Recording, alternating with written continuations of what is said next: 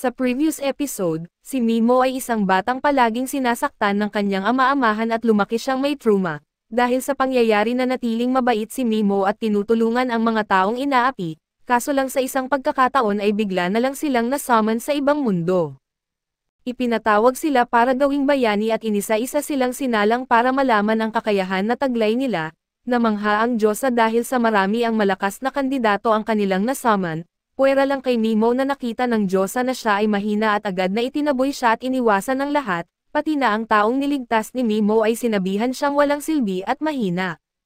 At sa pagpapatuloy, isang araw makalipas sa tarangkahan ng probinsya na lungsod ng Mills ay lumitaw si Mimo na may suot na hood, sinusubukan na huwag magpansin at nang makita ng bantay na walang armas ang estranghero, tinanong niya kung isa ba itong bayaran na sundalo na tumutugon sa panawagan upang sakupin ang mga guho at kinumpirma niya ito. Dahil dito ay pinayagan siya ng bantay na makapasok dahil nais ng Marquis na makahanap ng maraming bayaran na sundalo hanggat maaari. Naghahanap siya ng matuluyan at nakatagpo siya ng isang inn at narinig na nagkakahalaga ito ng 2,000 makas bawat silid bawat gabi. Napansin ni Mimo na hindi maganda ang tingin ng attendant sa kanya kaya ipinaliwanag niya na mahaba at nakakapagod ang kanyang paglalakbay. Hindi lang iyon ay inilabas niya ang perang katumbas ng halaga na gusto ng lalaki. At nagbago ang mood ng innkeeper at natuwa at tinanong ng innkeeper ang pangalan ng bisita at ipinakilala ni Mimo ang sarili bilang si Hattie Skull. Sa gabi ay naglalakad siya sa mga kalye at napansin na walang naghihinala sa mga estranghero. Ang lungsod ay nagbibigay ng pakiramdam ng seguridad na matagal nang hindi nararamdaman ng exiled hero at sa paligid niya, ang mga kanto ay puno ng tipikal na mga tindahan ng isang medieval fantasy na lungsod sa kanluran pati na rin ang isang adventurer's guild. Ang bisita ay naghahanap ng mga mahika na gamit na mabibili kaso bago iyon, kumain muna siya pagkatapos ng mahaba at nakakapagod na paglalakbay at nasasarapan siya sa pagkain pagkatapos ng kakulangan niya ng pagkain sa guho ng discard. Ang pagkaing bagaman tila minamadali lang na niluto ay ang pinakamahusay na natikman niya sa mahabang panahon. Sa katabing mesa, ang mga lalaki ay umiinom at nagkakasiyahan at ang mataas na espiritu ng mga ito ay nagpapadali sa estranghero na mag-espiya sa mga tsismis sa rehiyon. Di nagtagal ay nagsimulang magtalo ang mga lasing na lalaki tungkol sa pinakamakapangyarihang hukbo sa kontinente. Sa gitna ng mga kabalyero at halimaw na naglilibot sa rehiyon, pinag-usapan nila ang brigada na pinamumunuan ng gwapong baliw na Emperor Falcon Doin na kilala sa pagiging invincible at bukod sa kanila, ang kaharian ng Magmor sa Hilaga ay tahanan ng Order of the White Wool. Mayroon ding Sacred Order of Purging mula sa Yamato sa kanluran at ang kaharian ng Oza mismo kung saan sila naroon na may Order of Monster Hunters, subalit sa lahat ng nabanggit ay kinikilala nilang ang pinakamalakas na puwersa sa kontinente ay ang Black Dragon Knights ng Boss Empire, na nagpatalsik sa banal na imperyo. Narinig nila na ang kanilang 5 dragons lamang ang humarap sa isang buong hukbo. Sa kanilang mga miyembro ay kasama ang pinakamalakas na tao at ang Hero Hunter at matapos na tandaan ang lahat ng impormasyon at pagbalik ni Mimo sa kanyang silid, binigyan niya ng pagkain ang slime.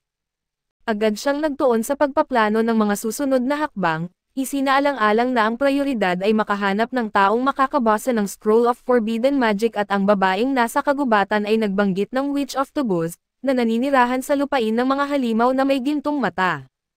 Bukod dito ay kailangan niyang humanap ng paraan upang mapalakas si Pigumaro na tulad ng nababasa niya sa isa sa mga spell mula sa Book of Forbidden Arts. Habang binabasa ang aklat ay natuklasan niyang kailangan niyang lumikha ng enhancement gamit ang powder na buto mula sa isang Skeleton King, at ang halimaw na ito ay naninirahan sa ruin ng Mills. Kinabukasan si Cred Harley ay sumasalubong sa mga bayaran na mga sundalo na voluntaryong sinasakop ang dungeon na tinaguriang Nor ng mga naninirahan. Ipinahayag ng Marquis ng probinsya na may bagong palapag na natuklasan sa ruin ng Mills at ang kanilang misyon ay tuklasin ang palapag na ito upang hanapin ang Dragon Age Chalice. Ang sinumang magdadala ng relic na ito ay gagantimpalaan ng 300 gintong barya, bukod pa rito ang sinumang magdadala ng anumang kayamanan mula roon basta't ayaw nilang panatilihin ang bagay para sa kanilang sarili ay babayaran din. Narinig ito ni Mimo at napagtanto niyang makukuha niya ang bone powder na kailangan niya. Matapos ang anunsyo, nagsimula ang proseso ng pagpaparehistro at 2 linya ang nabuo upang marehistro ang mga bayaran na sundalo para sa misyon at sa linya na katabi niya, napansin ni Mimo ang isang lalaking nagngangalang Monk Dretty na nanghaharas ng isang babae, nangungulit dito sa napaka-intrusibong paraan. Kahit kalmado ang babae ay tinanong niya kung ano ang gusto ng lalaki at nagbiro ito na may kapareho siyang ugali ng paladin na si Ceres Ashrain. Lahat ng nasa paligid ay biglang natahimik sa pagbanggit sa prinsesa ng Ni Empire dahil isa siyang pampublikong tao, na napapaligiran ng mga alamat at may patong na gantimpala sa kanyang ulo. Nagyayabang si Dretty na nakita na niya ang Night Princess at sinabi niyang napakaganda nito, ngunit sa kabila ng pag-invite sa dalaga para maghapunan ay agad siya na tinanggihan ng marubdob ng noble at ngayon alam na nila kung bakit. Determinado siyang ilantad ang prinsesa sa kanyang isipan dahil tiyak niyang ang nasa harapan niya ay walang iba kundi si Ceres Ashen, dahil sa hindi niya malilimutan ang kakaibang hugis ng kanyang dibdib. Itinanggi ng babae ang akusasyon kaya hinatak ng lalaki ang kanyang hood upang ipakita ang kanyang mga tainga ng elf na magpapatunay na siya ang prinsesa. Ngunit nagulat siya nang makita na ito ay mga karaniwang tainga ng tao at sa harap ng pangyayaring ito ay ipinakilala ng babae ang sarili bilang si Mist, na nag-iwan kay Dretty ng kahihiyan sa harap ng lahat dahil sa palabas na ginawa niya para sa wala. Matapos magparehistro, naghanap si Mimo ng tindahan upang bumili ng mga kinakailangang supply para sa ekspedisyon at biglang lumakad sa tabi niya ang babaeng nagpakilala bilang Mist, na may hindi matitinag na pagnanais na ipakita ang kanyang cleavage kahit na nakasuot siya ng cloak upang itago ang kanyang pagkakakilanlan.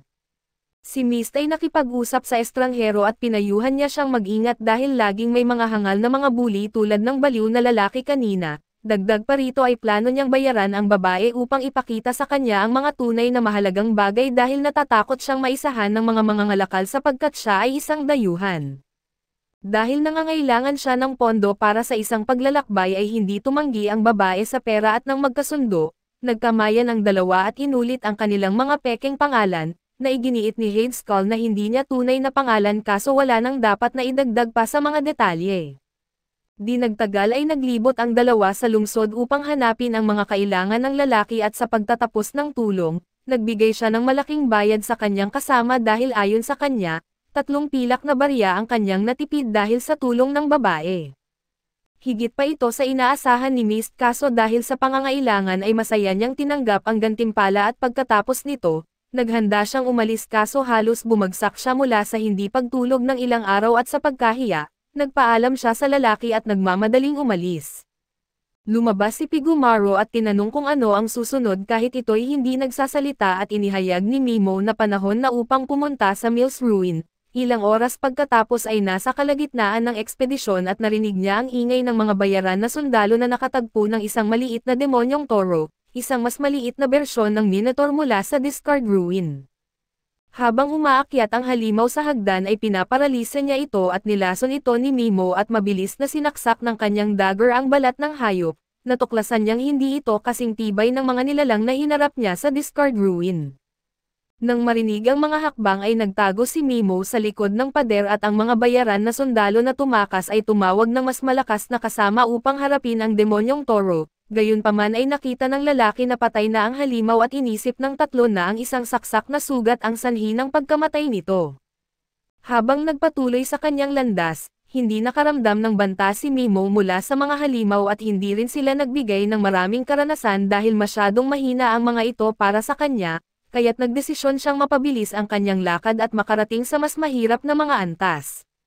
Sa isang lugar ay binabayaran ni Monk Dretty ang 2 bayaran na sundalo upang pagsisihan ng babae na ipinahiya siya sa harap ng maraming tao, dahil sa puot ang simpleng kaalaman na ang babaeng iyon ay umiiral ay nag-uudyok kay Dretty na gustong bunutin ang kanyang sariling mga ngipin. Hindi siya makakatulog ng payapa hanggat hindi niya nakikita ang mukha ng isang hambog na babae na masira sa kawalan ng pag-asa. Pagkatapos patayin ang babae ay plano niyang gawing pagkain ang kanyang mga labi. Ang paglalarawan ay napakaliteral na natakot ang mga lalaking inutusan, ngunit hindi nila iniintindi kung ano ang mangyayari sa babae basta't magkakaroon muna sila ng kasiyahan. Sa sandaling iyon ay lumitaw si Mimo at sinabi na ang tatlo ay wala ng pag-asa. Siyempre ay nagalit ang grupo at naglabas ng kanilang mga armas kaya't nilumpo ni Mimo ang tatlo at tinanong kung balak nilang patayin ang isang tao gamit ang mga iyon. Ang nakakatakot na bahagi niya ay nagbigay ng pagnanais sa kanya na magsuka at marahil dahil naalala niya ang kanyang mga magulang, sa alaala niyang ito ay lalo pang uminit ang kanyang dugo at nilason ang mga bayaran na sundalo. Pagkatapos gawin iyon ay inamin niyang mas mabuting pumatay ng mga parasitiko tulad nila kaysa makakita ng pera sa lupa, habang naghihingalo sa lason ay nangako si Dretty na hindi niya ito makakalimutan, kaya tumawa si Mimo dahil ang alaala ay isang bagay na hindi na magkakaroon ang tatlo. Sa dumarating na mga halimaw sa sulok na iyon, iniwan ng inaakalang bayani ang mga bayaran na sundalo at ipinakita kung sino talaga ang magiging pagkain ng halimaw sa huli at ilang sandali pa. Inisip ni Mimo na malapit na siya sa bagong palapag kaya nagdesisyon siyang magpahinga muna bago bumaba. Matapos matulog ng 3 oras, nagpasalamat siya kay Pigumaru sa pagbabantay at ipinagpatuloy ang paglalakbay at pagbukas ng isa sa mga pintuan ng guho. Nakatagpo niya ang Sub-Tigers, isang grupo na nagbabala na may kakaibang nangyayari sa guho. Ipinunto ng vice captain ng grupo na ang mga halimaw ay lumilitaw na patay sa kakaibang paraan at walang makakapagsabi ng sanhi ng kanilang pagkamatay, ang tanging nakikita ay ang kanilang balat ay nagiging maputlang maputi. Ang kapitan ng Saber Tigers na si Lily ay nagdagdag na kahit ang malalakas na halimaw ay dumaraan din sa ganitong kondisyon.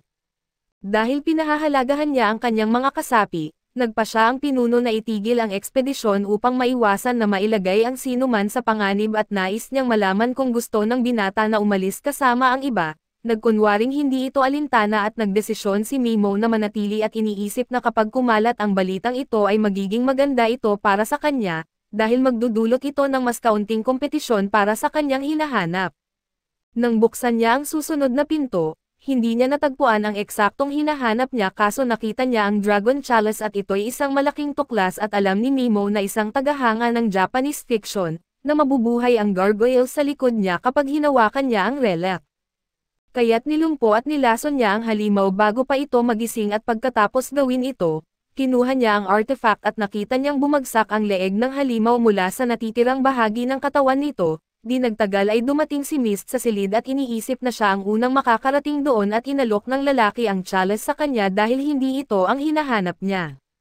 Hindi makapaniwala si Mist at tinanong kung ano ang gusto ng lalaki kapalit nito at sa pag-aalok ng sarcasm, sinabi ni Mimo na si Hattie Skull ay nagtatrabaho lamang upang makita ang mga ngiti ng magagandang babae sa Mills. Hindi siya pinaniwalaan ng babae kaya tumigil siya sa pagbibiro at inihayag na siya ay naroon para sa isang halimaw sa pinakalalim na palapag ng ruin na natuklasan. Hindi nais na tanggapin ang chalice ng libre, inalok ni Mist ang kanyang tulong at nakikita ni Mimo na hindi nagpapakita ng kahinaan ang babae at tinanggap niya ito, subalit sa kondisyong walang magtatanong ng personal na tanong sa isa't isa.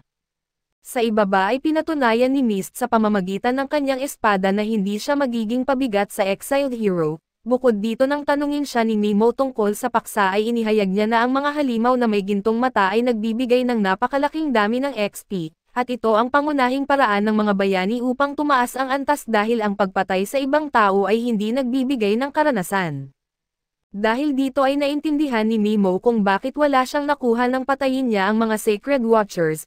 Ayon kay Mist ang ilang mga halimaw na may gintong mata ay maaari pang magkaroon ng magandang relasyon sa mga tao at ayon sa alamat, ang Demon King ay naglalabas ng enerhiya na kilala bilang Demon King's Essence at ang mga halimaw na naiimpluwensyahan ng enerhiyang ito ay nagkakaroon ng gintong mata. Naiisip ni Mimo ang gintong aura sa paligid nila at pagbukas nila ng susunod na pinto, ipinahiwatig ni Pigumaru na nais niyang makilala ang dalaga kaya't formal na ipinakilala ng binata ang dalawa. Nagpa siya ang grupo na magpahinga at agad na pinapatulog ni Mimo si Mist gamit ang kanyang spell upang makapagpahinga siya ng kaunti. Sa kanyang pamamahinga ay inihayag ng babae ang kanyang tainga ng elf, ipinapakita na siya nga si Sirs Ashen at samantala ay natagpuan ng Black Dragon Knights ang mga Sacred Watchers na patay ng walang anumang senyales ng agresyon, si Sivet Gartland at ito ang pinakamalakas sa sangkatauhan, ay ipinagpalagay na ito ay gawa ng Night Princess gamit ang kanyang spirit armor. Kaso dito muna matatapos ang ating recap, salamat sa inyong panonood hanggang sa muli.